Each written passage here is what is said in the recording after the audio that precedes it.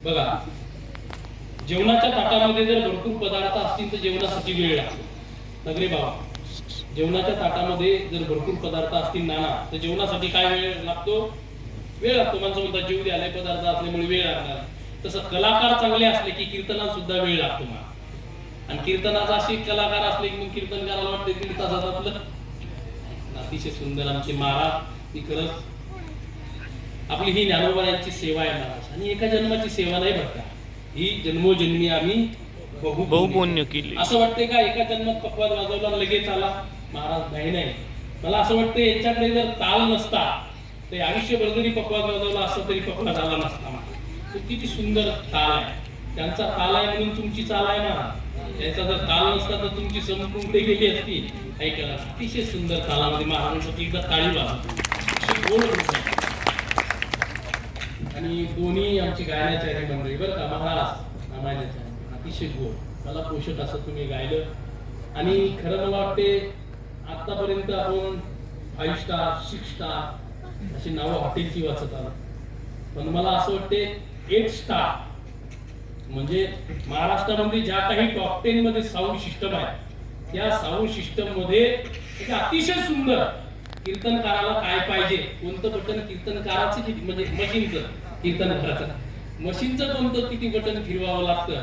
आणि मला असं वाटते आपल्या पंचकृषीमध्ये नाही, इकडे जर आपण भिगवण पर्यंत तिकडे देवाची राजनी तिकडे त्या पट्ट्यामध्ये जर गेला, इकडं मला वाटते कर्जत पर्यंत आणि इकडं हडपसर पर्यंत ज्यांच्या साऊंडचा बोलबाला आहे, ज्यांच्या साऊंडचं नाव आहे ते म्हणजे आमचे सुतार मंडप साऊंड सिस्टम. अतिशय सुंदर नाव, अतिशय गोड. कीर्तनकाराला काय लागतं, वादकाला काय लागतं, गायनाचार्याला काय लागतं आणि बसणाऱ्याला काय लागतं. बघा, पंक्तीत वाहणारा हुशार असावा लागतो. भात कोण किती खातं, पुरी कोण किती खातं, भाजी कोण किती खातं, आमटी कोण किती पितं, भाकरी कोणाला लागते, चपाती कोणाला लागते, हे जेव्हा हाडणाऱ्याला कळालं ना तो पंगत व्यवस्थित वाढू शकतो. आणि मला असं वाटते ज्या साऊंड वाल्याला गायकाला किती आवाज लागतो, मृदंगाला किती आवाज लागतो, महाराजांना किती आवाज लागतो आणि श्रोत्यांच्या कानाला किती आवाज झेपावतो, हे ज्याला कळालं तो साऊंड मध्ये नाव करू शकतो. आणि ते नाव म्हणजे सुतार साऊंड सिस्टम पारवाडी. अतिशय सुंदर आहे. आपण सुंदर केले. आपल्या सर्वांच्या चरणी ही सेवा समर्पित करतो. मला असं वाटते इथं बसलेली सर्व चेहरे माझ्या परिचित आहेत. म्हणजे या गावामध्ये आपण 8 दिवस राहिलो, तुमचं 8 दिवस अन्न खाल्लं, आजही तुमचंच अन्न खाल्लं.